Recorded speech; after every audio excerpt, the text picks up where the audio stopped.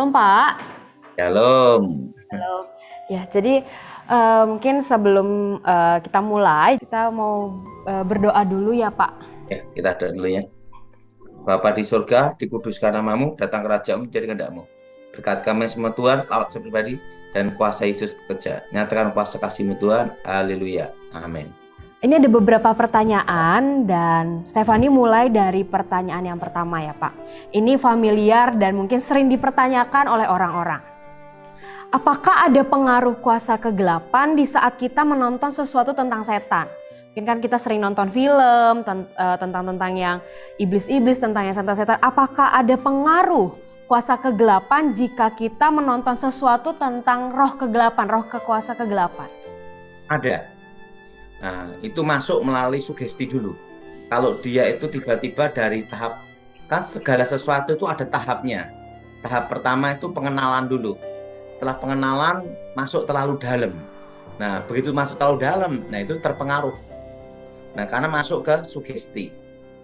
Nah, terutama film horor. Nah, itu masuknya melalui musiknya. Nah, di situ kan langsung masuk juga. Jadi pertama itu pengenalan, kedua masuk ke dalam. Nah, begitu masuk ke dalam itulah terpengaruh. Makanya sering ada kasus kesurupan itu karena setelah lihat film horor gitu loh. Tapi itu kasus itu 25% terjadi. Lalu bagaimana Pak kalau misalnya setelah nonton film lalu kesurupan, lalu bagaimana dan apa yang harus kita lakukan? Sebagai umat Kristen, apa yang harus kita lakukan untuk mungkin mengusir kuasa kegelapan itu? Ya, kita usir demi nama Yesus. Kedua, hentikan kebiasaan lihat film horor itu. Dan yang ketiga, patahkan sugestinya. Nah, karena di dalam doa pelepasan itu juga tergantung diri orang tersebut.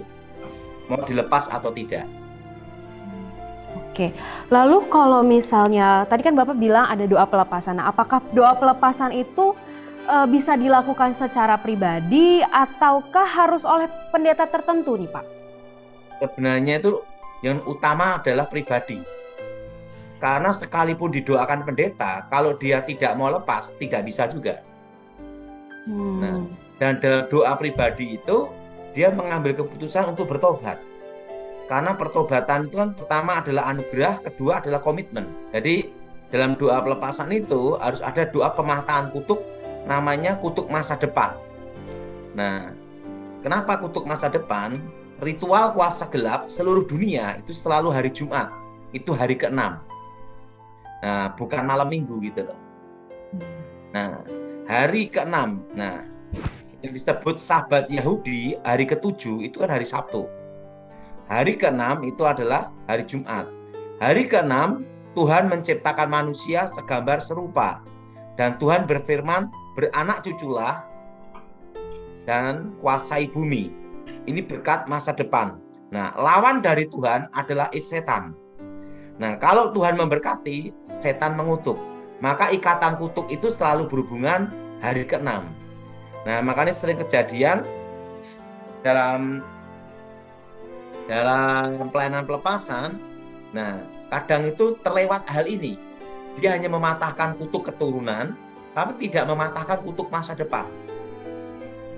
Sehingga terjadi begitu dia bertobat, ya dia banyak sekali kena musibah dan masa depannya suram. Karena kutuk masa depannya belum dipatahkan. Nah, kutuk masa depan itu apa? Hari ke-6. Puncak ritual kuasa gelap seluruh dunia itu hari ke-6. Makanya kutuk masa depan itu dalam doa pelepasan harus juga dipatahkan bersama dengan kutuk keturunan. Nah, jadi doanya darah Yesus hancurkan segala kutuk keturunan, darah Yesus hancurkan kutuk masa depan. Dan darah Yesus buka masa depan. Karena segala sesuatu yang berhubungan dengan masa depan itu ada namanya jalannya. Oke, ini juga ada pertanyaan, kalau kita bertobat, dibaptis, lahir baru, apakah kutuk atau keterikatan yang lalu otomatis lepas Pak atau tidak? Atau tetap harus ada step selanjutnya? Gini ya, ada step-step demi step ya. Misalnya pertama, kalau dia itu ikatan kuasa gelapnya itu berhubungan dengan misalnya itu suka mencuri. Nah, karena ada hubungan kuasa gelap yang suka mencuri. Nah, setelah bertobat, dia harus ada tahap. Nah, jangan masuk jadi pengerja, nanti tiba-tiba langsung drambeni hilang semua kan gitu. Nah, kenapa? Karena kuasa gelap itu kalau sudah masuk ke dalam diri seseorang, itu merusak jiwa. Dan repotnya kalau masuk karakter. Nah, yang kalau hanya masuk ke jiwa, itu perlu rehabnya, perlu terapinya, itu kira-kira setahun 2 tahun. Tetapi kalau masuk karakter, itu sampai 10 tahun.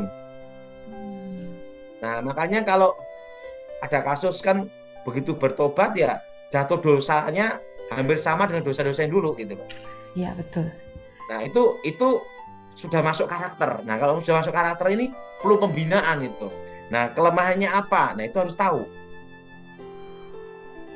Kalau kelemahannya perempuan, jangan dikasih sekretaris cantik yang hitam legem aja. Nah, gitu. Betul. Karena apa? Kalau sudah masuk karakter itu perlu proses. Jadi dalam kasus pelepasan itu ada tahapnya. Bukan hanya doa pelepasan selesai gitu loh. Makanya kadang dalam doa pelepasan itu sampai ada yang berulang-ulang. Kenapa berulang-ulang? Karena yang bersangkutan belum mematahkan sugestinya. Berarti dimulai dari pribadi dulu ya Pak ya? Pribadi itu nomor satu. Dari dalam dulu. Nah, kalau pendeta kayak saya, ini hanya sifatnya membantu. Atau memberi penjelasan. Kamu harus bebas dari ini, gitu. Nah, karunia-karunia membedakan roh itu untuk membantu. Untuk mengetahui roh apa yang masuk. Tapi untuk lepas dan tidaknya, tergantung yang bersangkutan. Oke. Lalu bagaimana Pak kalau cara lepas dari kutuk, kebangkrutan, dan kemiskinan? Apakah itu ada pengaruhnya atau ada caranya Pak? Kalau gini ya, harus dibedakan. Ada yang memang dia bangkrut karena goblok, tidak bisa memanajemen, atau bangkrut karena kutukan. Nah, kalau karena kutukan itu ada tanda-tandanya. Misalnya setiap malam Jumat tuh dia ada bau wangi kayak melati. Atau setiap malam Jumat ada bau busuk menyengat. Dan sering mimpi ketemu roh-roh orang mati yang berhubungan dengan kutuk itu gitu loh. Jadi tidak bisa langsung kita ngomongkan kutuk kebangkrutan. Nah, bisa juga karena dia malas kerja miskin, nah gitu kan. Nah, tetapi kalau memang betul kutuk kebangkrutan sial, nah yang kena miskin itu bukan hanya dia, sekeluarganya semua kena sial. Dan mimpinya pun selalu terkait dan bersamaan gitu. Harus dibedakan di situ. Oke. Mengenai mimpi nih Pak, ada juga ternyata pertanyaan tentang masalah mimpi. Jika bermimpi bertemu mendiang kakek yang memasukkan susuk, apakah termasuk pakai susuk? Itu berarti kakeknya dulu punya ilmu jenis untuk pasang susuk. Nah, belum sempat diturunkan ke keturunan sehingga mencari pengganti. Itu namanya menitis. Kalau misalnya kita sering bermimpi nih Pak tentang mungkin orang yang sudah meninggal dan dulu mungkin orang ini punya unsur dulu main dengan kuasa kegelapan. Nah, apakah itu juga akan turun kepada anak dan cucunya tentang kutuk? Itu sampai generasi ketiga keempat. Oh, berarti itu akan terus tetap turun ya Pak? Iya. Itu harus dipatahkan, diputuskan dari garis keturunan demi nama Yesus. Demi nama Yesus, baik-baik. Nah, oke. Sebenarnya dalam doa peperangan itu penting sekali untuk mematahkan kutuk. Bukan hanya untuk menyelamatkan satu kota, tapi juga satu negara. Gitu. Dalam doa peperangan. Ini ada juga pertanyaan Pak, mungkin sama dengan yang tadi. Tapi ini bagaimana cara untuk mengalahkan kuasa jahat di tempat usahanya? Mungkin ada yang sering ganggu, sering kirim-kirim apa gitu. Ini suatu tempat kalau ada kiriman tanah kuburan, atau tuyul, atau nyedot rezeki. Kan kadang sering ada tetangganya pakai kuasa gelap nyedot rezeki, sehingga kanan kiri sepi dia ngerami sendiri kan gitu. Nah itu lakukan dengan kuasa darah Yesus. Jadi doanya seperti ini, darah Yesus hancurkan kutuk tempat ini, darah Yesus sucikan tempat ini, darah Yesus buka jalan berkat. Karena segala sesuatu ada jalannya. Misalnya orang mau nyalonkan lurah pun minimal kan lulusan SMA. Dan kalau orang mau buka toko kan pinggir jalan, tidak mungkin puncak gunung buka toko kan.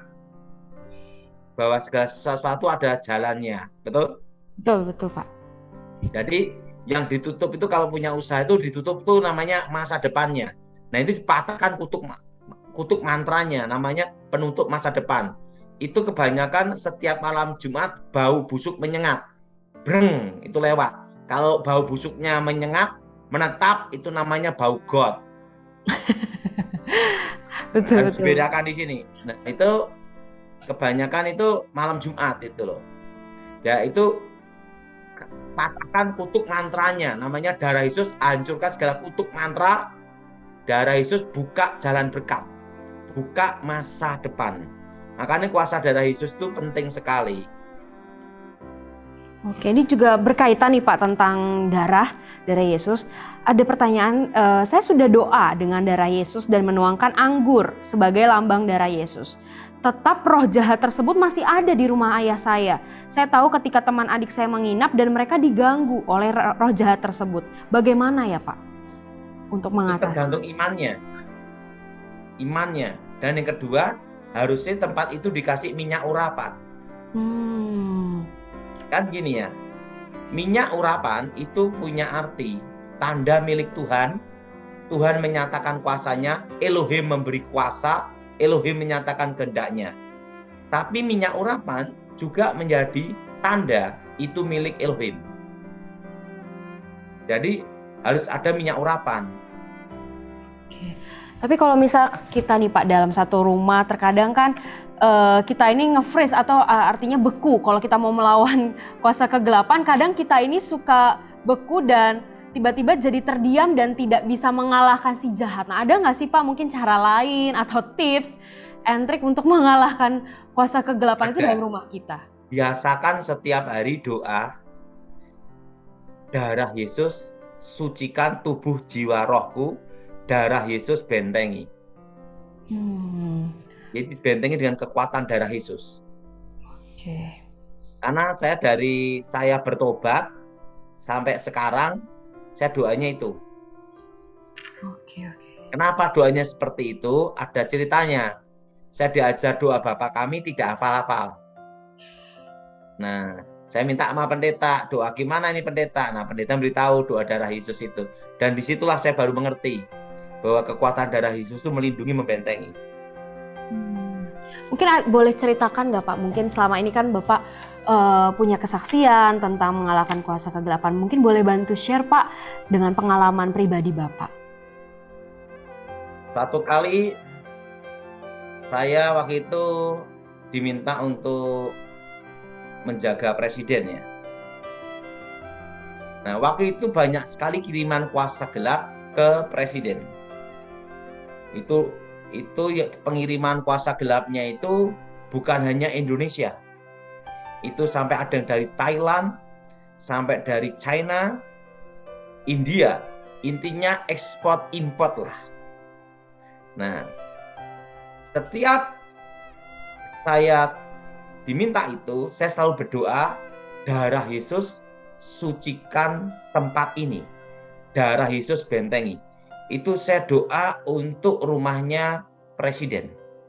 Termasuk ngasih minyak urapan di mobil presiden. Jadi sudah kelasnya bukan kampung lagi, ini kelas negara gitu loh. Dan kenyataannya tidak ada yang bisa kena. Dan selama saya tugas selama 10 tahun, tidak pernah gagal. Nah, jadi caranya gimana? Doa darah Yesus itu. Di dalam kuasa darah Yesus itu ada kuasa dan kemenangan. Ada lagi pada waktu saya di Santet juga pernah, itu ada di Sumatera ya, di Medan. itu pakai jenis kekuatan gaib, jenis begu ganjang. Nah itu ya saya setiap kali mau khotbah atau pelayanan kan saya berdoa, darah Yesus sucikan tubuh jiwa rohku, darah Yesus bentengi. Itu minuman yang saya minum pecah hancur, jadi kayak pasir. Nah tetap tidak bisa kena. Dan hari itu juga malamnya bertobat banyak sekali, ribuan. Jadi banyak sekali ya kesaksian tentang kekuatan darah Yesus. Nah, ada juga pada waktu orang nantang ilmu juga pernah. Itu ada seorang dukun mau nyoba. Seorang dukun mau nyoba berhadapan dengan saya jarak 1 meter. Nah, saya doa darah Yesus sucikan tubuh jiwa rohku, darah Yesus bentengi aku. Semua mantranya tidak kena, kalah, bertobat. Dan itu kalau kita ngomong dukun bertobat banyak dalam kasus pelayanan saya waktu itu. Nah, sampai pada waktu kejadian di Tunjungan Plaza, TP, nah itu lantai bawah untuk nuansa supranatural dukun-dukun praktek, lantai atas kita gunakan KKL. Nah, dukun sama pasiennya nyasar semua ke situ. Nah, pada waktu saya mau khotbah, saya doa, darah Yesus sucikan tubuh jiwa rohku, darah Yesus bentengi, dan tidak bisa kena. Sebenarnya segala sesuatu itu dilakukan dengan iman, dari iman kembali ke iman. Yakin dulu, percaya. Karena gini ya, saya ada suatu pengalaman ya, yang menurut saya itu sangat berbahaya ya, karena kan saya pernah tugas ya. Nah, jadi waktu itu kita ini kan punya prinsip seperti ini. Kalau kita dikepung, ini pengalaman saya dalam pengamanan khusus ya. Kalau kita dikepung, ini kepungannya sudah gini, merapat. Nah, untuk peluang hidup lolos itu 1%. Nah, di situ diajarkan, kamu bertahan menunggu mati atau maju. Lolos untuk hidup hanya 1%. 1%. Apa yang harus kamu lakukan? Itu. Maju, tabrak langsung. Kenapa? Daripada kita nunggu bertahan untuk mati. Nah, itu prinsip ya, kalau kita dalam pengamanan khusus tuh 1% pun kita berani. Nah, tahu maksud saya? Nah, suatu kali saya ditelepon. Waktu itu dari Jakarta ya. Dan kebetulan kan saya dulu tim elang ya, tim elang. Ditelepon, waktu itu saya di Surabaya, saya mau khotbah waktu itu. Gitu telepon, tes gitu. Dikasih kode sandi ini. Tahu sandi, saya tahu. Begitu tahu sandinya, langsung oke, saya berangkat. Kalau kita tugas langsung berangkat. Nah, waktu itu dikasih tahu. Ada 4 titik lokasi itu sudah dikepung. Waktu itu jenderal beritahu saya, kamu saya panggil ke sini untuk menyatakan suatu protokol, yaitu namanya protokol elang, protokol siluman. Karena ada namanya itu dalam taktik perang namanya siluman, senyap. Waktu itu protokol siluman, protokol elang, strategi mata elang. Nah, waktu itu jenderal berkata, saya diberitahu, dapat informasi 4 titik lokasi sudah dikepung. 1, 2, 3, 4. Dari bandara sudah dikepung juga. Nah, berarti itu kan untuk lolos kan hanya 1%. Betul? Dikepung 4 lokasi. Waktu itu saya doa. Minta hikmat Tuhan, saya doanya gini. Darah Yesus, sucikan tubuh jiwa rohku. Darah Yesus benteng aku. Tuhan, saya doa sama jenderal ini. Jenderalnya kan kebetulan Muslim. Ini jenderalnya Muslim. Jenderal berdoa, saya berdoa.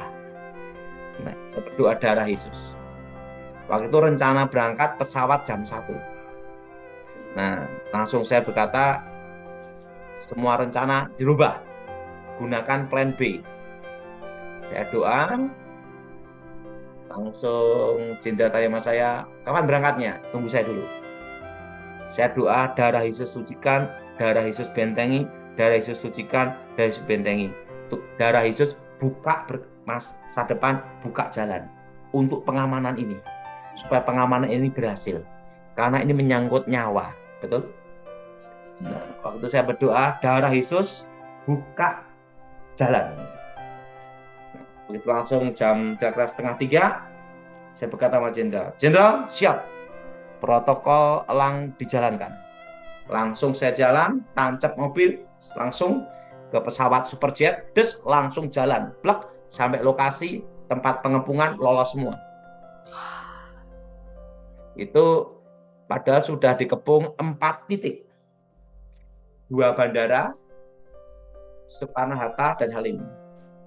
Terus itu bandara tempatnya dituju sama titik lokasi. Dan saya jalankan selamat, dan waktu itu kita tidak perlu 1 batalion. Hanya berapa tim aja berangkat, 1 tim berangkat. Saya berdoa, dan Jenderal berkata, Daud siap, semua ikutin protokol kamu, siap. Langsung jalan, darah Yesus buka jalan untuk Jenderal ini sampai tujuan. Langsung dari Bandara Halim, pesawat jet, shoot, sampai lokasi, selamat semua. Nah, padahal dikepung 4 titik. Nah, waktu itu Jenderal berkata,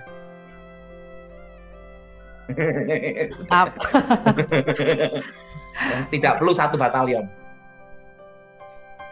Nah, itu pengalaman saya. Jadi saya doanya itu aja, darah Yesus buka jalan untuk Jenderal ini sampai titik lokasi. Jadi kita ini berjalan masuk ke situ. Ini dikepung, masuk tetap.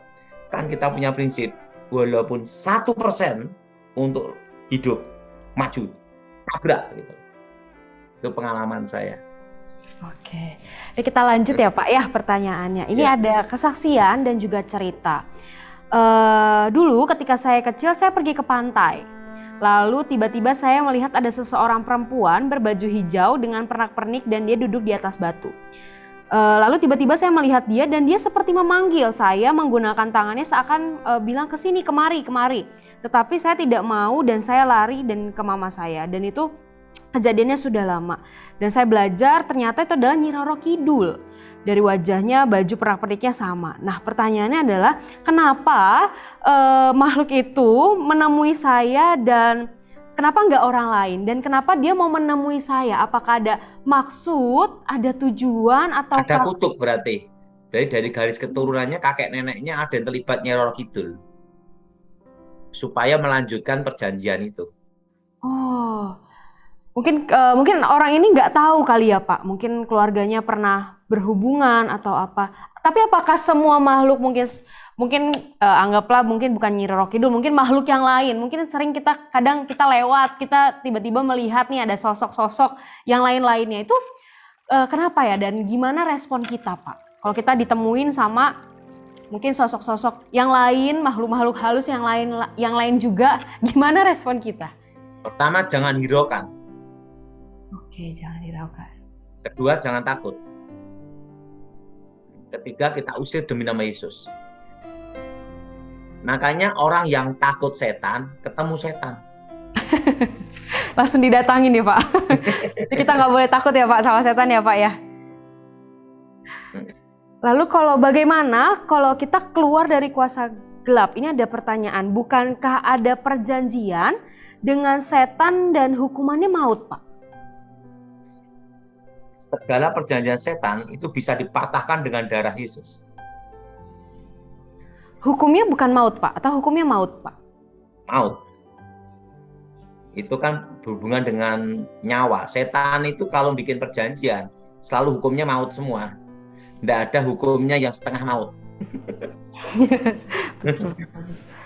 Tapi Bapak pernah nggak Pak mungkin kejadian, mungkin face to face dengan kuasa kegelapan, mungkin seperti bertemu sosoknya langsung, mungkin kayak tadi Nyi Roro Kidul, bertemu dengan sosok-sosok yang punya kuasa yang juga lumayan besar gitu mungkin dalam bidangnya dia. Dalam hidup saya ini ya, saya ketemu setan itu 90% dalam kehidupan saya. Jadi udah sampai bosen. Jadi saya itu ketemu setan tuh sejak kecil ya, usia 9 tahun. Nah, dan itu memang alamnya ada alam yang berbeda gitu. Dan roh yang pernah saya temuin, yaitu pada waktu saya mempelajari ilmu terakhir, itu namanya Pamengkang Jagat, membelah dunia. Nah, saya ketemu satu roh yang sampai sekarang saya tidak bisa lupa roh itu. Yaitu tingginya 3 meter, rambutnya silver perak, dan model I-nya bentuknya tatahan es, dan di bola matanya itu bumi berputar di matanya. Dan itu kalau dia datang, itu alam bereaksi. Petir sambung menyambung, gempa bumi, awan gelap. Itu saya ketemu sosok itu pada waktu kelas 2 SMP itu, masih ingat itu. Dan itu face to face. Karena roh itulah yang mengajar saya ilmu membelah dunia, Pamengkang Jagat. Disitulah saya mengerti rahasia kegelapan. Setelah saya bertobat, karena itu guru saya nyebut namanya Pangeran Kegelapan. Setelah saya bertobat, saya tahu itu Lucifer. Jadi kalau ngomong masalah setan, 90% dalam kehidupan saya itu lihat setan. Dan hampir jadi setan. Saya udah bertobat. Nah, ini ada cerita ini ya. Jadi gini, ada satu sopir ketemu, sopir yang sering ngantar saya. Nah, ini sopir yang ngantar saya. Pak Daud ini dalam hidupnya ketemunya banyaknya laki.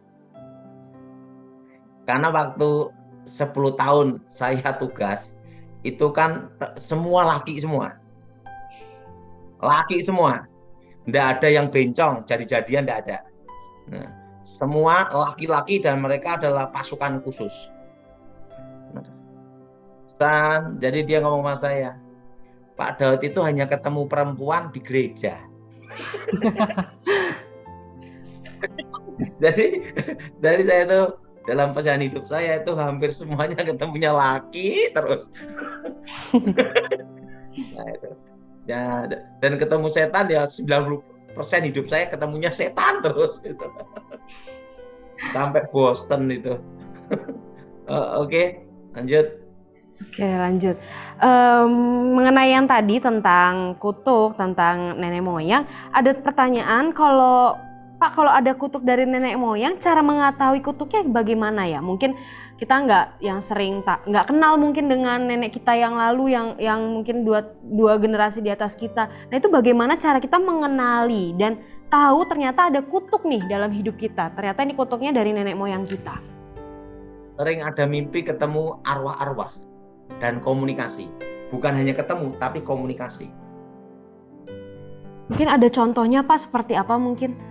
Komunikasi. Misalnya dia bermimpi sering dikasih pusaka keris, dan bermimpi dikasih batu cincin. Nah itu, atau sering bermimpi ketemu arwah yang sudah mati dituntun untuk pergi ke satu tempat. Nah itu pasti hubungan dengan kutuk. Ini ada pertanyaan, cuma saya juga kurang mengerti. Bagaimana pendapat Bapak mengenai Kakang Kawah Adi Ari-Ari, Pak?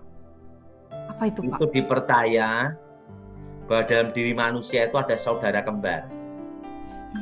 Sehingga kalau orang meraga sukma, pertama kali ngelihat adalah dirinya sendiri.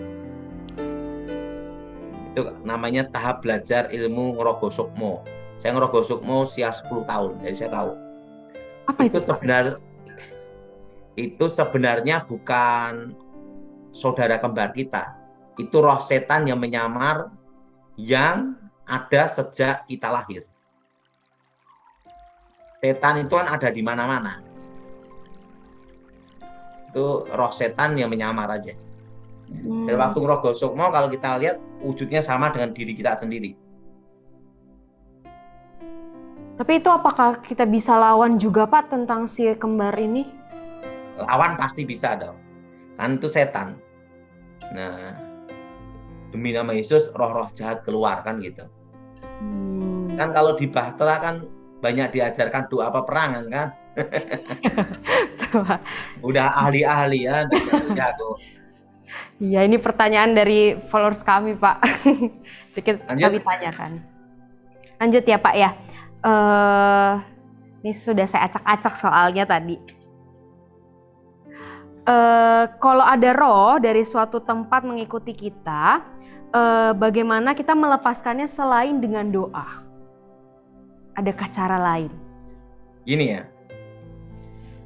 untuk melepaskan hidup kita dari roh jahat dan kutuk, itu hanya dengan iman dan doa darah Yesus. Di luar itu hanya sistem netral. Arti netral itu kekuatan tidak berfungsi. Misalnya gini, ada orang punya jimat ditanam dalam tubuh, susah mati, dimandiin daun kelor, baru bisa mati dengan tenang. Apakah setannya lepas? Tidak. Yang disebut netral pada waktu diketemukan satu unsur yang berlawanan, tapi sejenis. Contohnya gini, lawan dari kehidupan adalah kematian, hidup dan mati. Betul? Arti kelor itu artinya mati. Makanya kalau orang punya jimat susah mati, dimandiin kelor, daun kelor, atau digebuk daun kelor, mati dengan tenang. Apakah setannya keluar? Tidak. Setan tetap dalam tubuh, kutukan tetap berjalan. Tapi kekuatan tidak berfungsi. Nah, yang bersangkutan jalan, meninggal. Seperti gini ya. Orang punya ilmu kebal, ditembak, tidak apa-apa, dibacok, tidak apa, dibom, ketawa. Nah, yang satu unsur dengan tameng baja, itu kan pakai kekuatan tameng baja. Tapi berlawanan itu adalah logam mulia. Makanya orang punya ilmu kebal ditembak peluru proyektil dari emas, tembus. Apakah setannya keluar? Tidak. Itu hanya posisi netral, tidak berfungsi. Waktu diketemukan satu unsur berlawanan.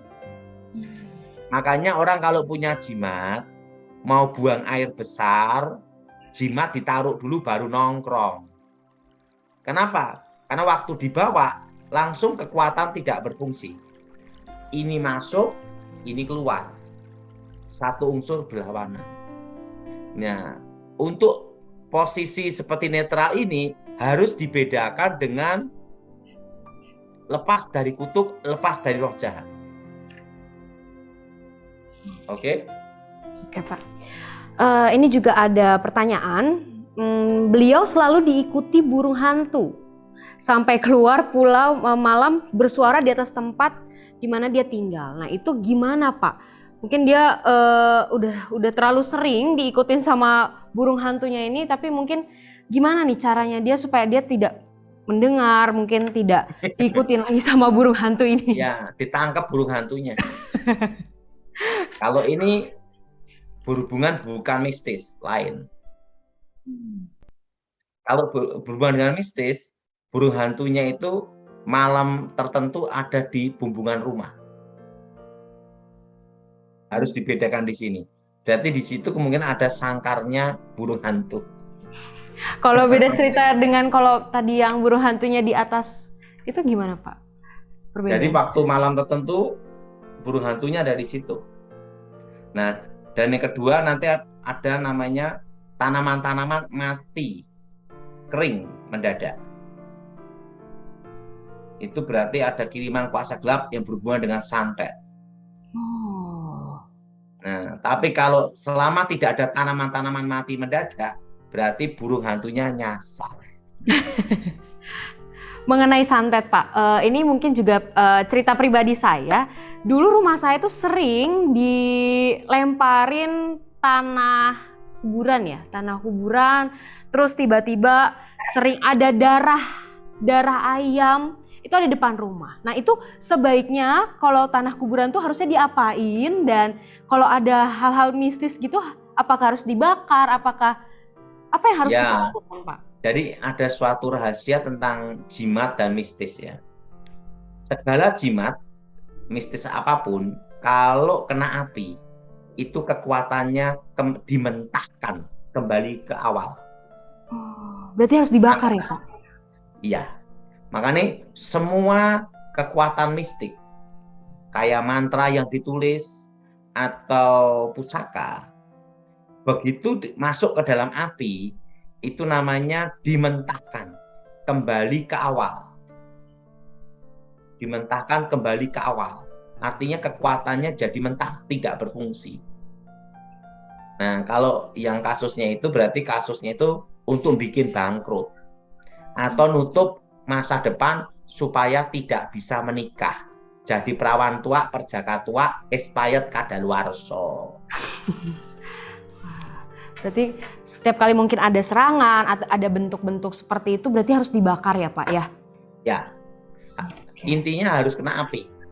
Kena api, oke. Lalu kenapa Pak kalau habis perang, serangan balik itu tetap ada dan kadang dari orang yang tidak terduga? Makanya dalam doa peperangan itu harus doa pembentengan dulu sebelum kita berperang. Berarti harus cover perlindungan dulu ya Pak, bangun tembok dulu ya Pak? Iya, kan di dalam strategi peperangan kan bikin benteng dulu baru nyerang. Nggak ada bentengnya dia nyerang ya bablas. Jadi harus ada, itu dalam strategi perang dunia loh ya, bukan rohani ya. Kalau kita doa benteng dulu, darah Yesus sucikan tubuh jiwa rohku, darah Yesus bentengnya aku, baru doa peperangan, sehingga tidak ada serangan balik.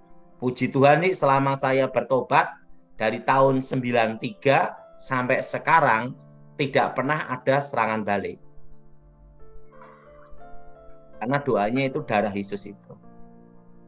Tapi kalau misalnya ada cerita nih Pak, misalnya ada cerita dan ternyata udah selesai peperangan, ada serangan balik nih Pak. Apakah kita serang lagi atau bagaimana Pak? Penting kita doa itu, doa pembentengan, setelah itu kita doa peperangan, arahkan tempat yang menyerang kita. Oke. Nah, kalau lawan dukun, cara doanya fokuskan wajah dukunnya. Fokuskan, bagaimana Pak? Gimana? Fokuskan, lalu apa yang harus kita lakukan Pak? Fokuskan wajah dukunnya. Makanya doa itu kan harus ada yang dituju, namanya TO, target operasi. Kalau dalam pengamanan itu namanya TO, target operasi. Nah, kalau dalam pelayanan rohani, yaitu harus ada yang dituju, yang difokuskan. Misalnya dukunnya ngejak bertarung. Nah, kita harus hafal wajah dukunnya, kita doa peperangan, bayangkan wajah dukunnya. Nah, itu. Serem juga ya Pak. Fokus dengan muka dukunnya. Oke. Berarti kita harus bangun tembok, bangun pertahanan dulu, minta darah Tuhan yang menyucikan, minta cover dari Tuhan, baru kita perang ya Pak ya. Ini ada pertanyaan tapi mungkin agak melenceng dari topik kita nih Pak. Dari Margareta. Maaf kalau keluar dari topik. Apakah benar ada contoh kasus Tuhan izinkan reinkarnasi terjadi? Tidak. Mengapa Tidak Pak? Mungkin boleh bantu jelaskan Pak tentang reinkarnasi itu apa? Mungkin banyak orang juga yang nggak tahu tentang ini. Sebenarnya kalau itu titisan ya. Jadi titisan itu kalau kakek neneknya terlibat kuasa gelap, masuk ke generasi anak cucunya, sehingga anak cucunya itu sejak kecil bisa ngelihat setan dan punya kekuatan supranatural. Itu kejadiannya kayak waktu saya kecil dulu. Waktu saya kecil dulu sebelum bertobat ya, saya itu usia 5 tahun, 6 tahun itu tiba-tiba tidak mau makan bisa. Dan tiba-tiba mengasingkan diri seperti meditasi. Dan usia 5-6 tahun itu kalau saya konsentrasi, semua benda-benda bisa terangkat semua. Nah, dikira sama orang tua saya itu karunia dari Yang Maha Kuasa. Jadi setiap kali saya marah gitu atau konsentrasi itu bisa menggeser ini lemari maupun meja. Itu usia 5 tahun, 6 tahun. Nah, sedangkan pada usia 7 tahun, nah, itu kalau saya korek api itu kalau saya pandang gini nih, terangkat semua korek apinya. Jadi kalau saya konsentrasi itu langsung benda-benda bisa kegeser semua. Usia 9 tahun, ketemu kakek nenek guru saya, bahwa sejak kecil itu saya udah dimasukin kekuatan gaib, basic dasar ilmu santet. Nah, sehingga saya tinggal dilatih untuk memfokuskan aja, karena kan kekuatannya menyebar. Jadi tidak bisa mengendalikan kekuatan. Jadi waktu itu saya tidak bisa mengendalikan kekuatan. Jadi kalau saya itu konsentrasi ini, yang lain juga ikut terangkat semua. Karena tidak bisa mengendalikan kekuatan dan tidak bisa mentitik fokuskan menjadikan satu titik kekuatan. Nah, sehingga pada waktu usia 9 tahun, guru saya memberitahu bahwa kekuatan gaib dari keturunan itu masuk ke saya sejak lahir.